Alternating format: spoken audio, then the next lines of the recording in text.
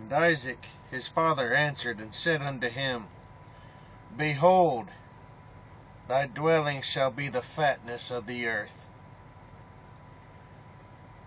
and of the dew of heaven from above, and by thy sword shalt thou live,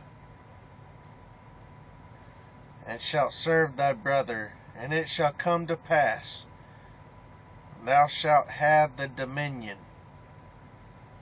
that thou shalt break his yoke from off thy neck. This here is talking about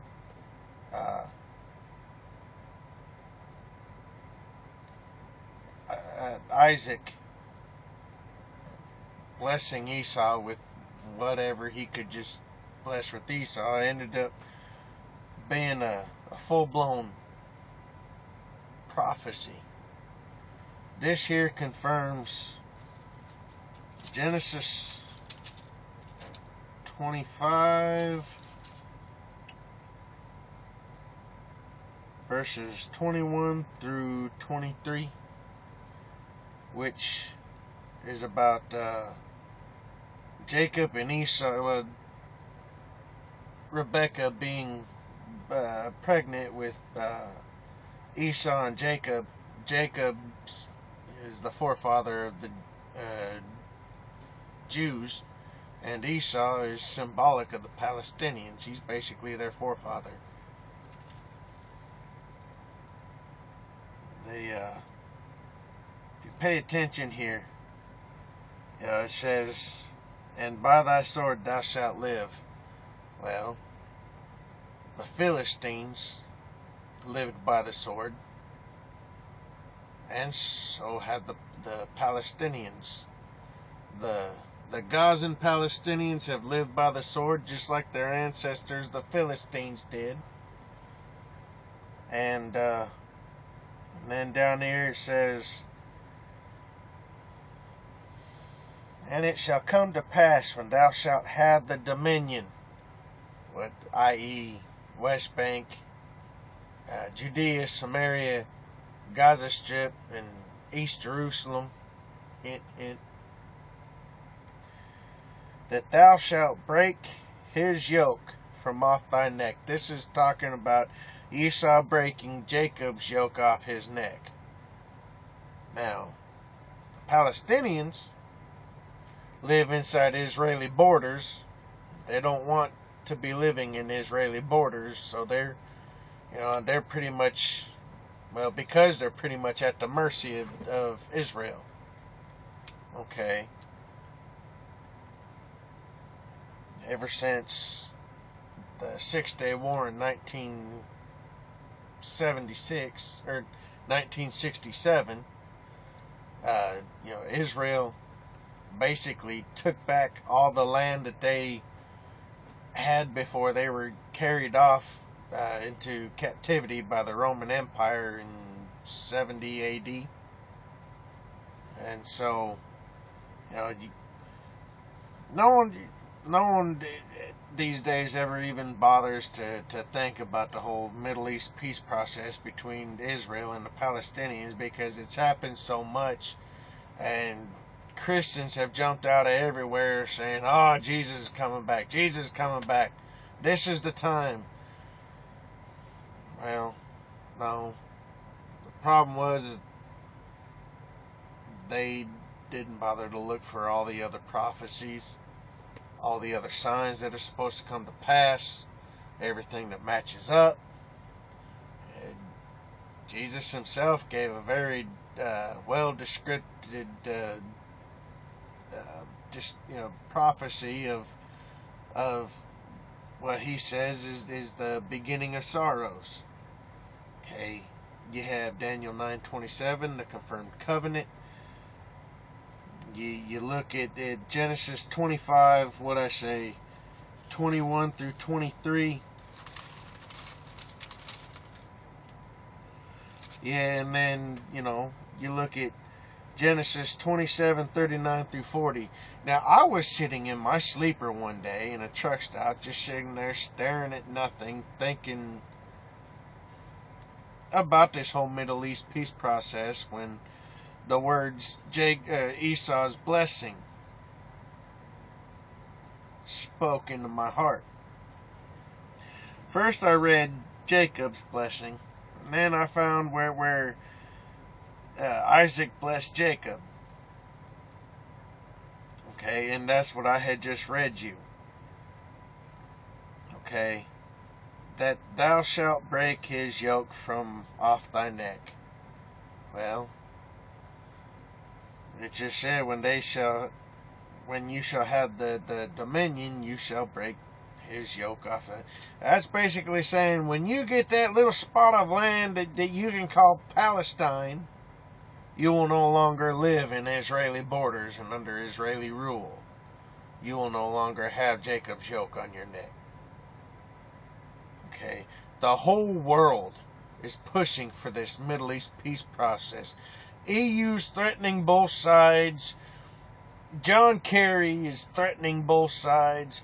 President Obama is threatening both sides. You know, America, you might want to step away from this federal government, from this president and secretary of state. You want to know why you don't go threatening Israel? You really want me to read that? Here we go. Let me find it. You all might want to just get away from those two. Now the Lord had said unto Abraham, get thee out of thy country, and from thy kindred, and from thy father's house, into the land that I will show you.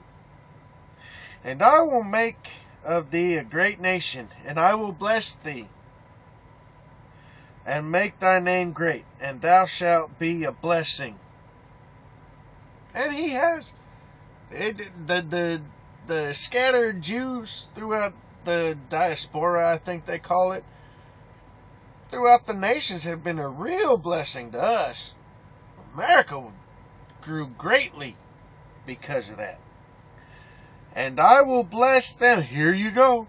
And I will bless them that bless thee, and curse him that curseth thee. Have you ever noticed that every time President Obama comes out and starts screaming and hollering for Israel to go back to pre-1967 borders, that monster tornado rips through Joplin, Missouri, or through Alabama, or something gets knocked out, gets blown up, some sort of major freaky storm happens. I don't know. Look at the Middle East. You can't. No, look at the Middle East. I've been there. You can't tell me I'm lying. The Middle East sucks. All except Israel. It's all sand. Hot. Over there in Afghanistan and Pakistan in the mountains, it gets snowy and cold. But it's all ugly. It's all desolate. You can't tell me I'm lying because I've been there. But look at Israel. You have an entire Middle East that curses Israel every second of every day. And look at them. The only thing they got is oil. And that's just because God's not ready for Israel to have it all yet.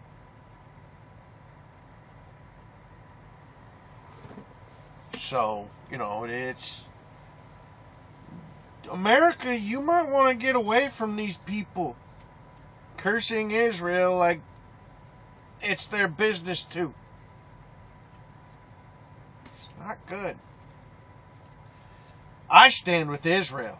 I will not hesitate to tell anybody. I stand Israel. I will always stand with Israel. Israel is the eternal Jewish state. And I am all for Jerusalem staying unified eternally under the Jewish state. Now, I don't know if y'all been paying attention.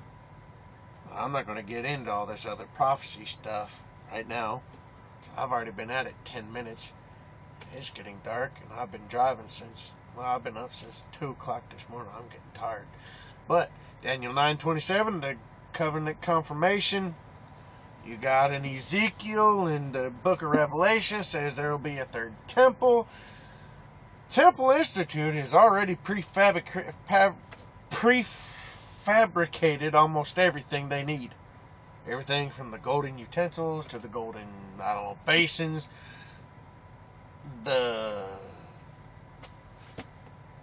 They probably done got all the rocks and stuff hewn out already from the rock quarry, ready to build the temple. I'm sure they've already got the cornerstone.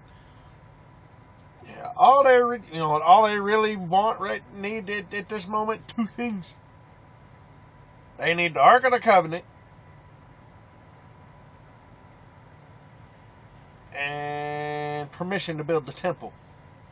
Okay, and that can be worked into this Middle East peace process very easy.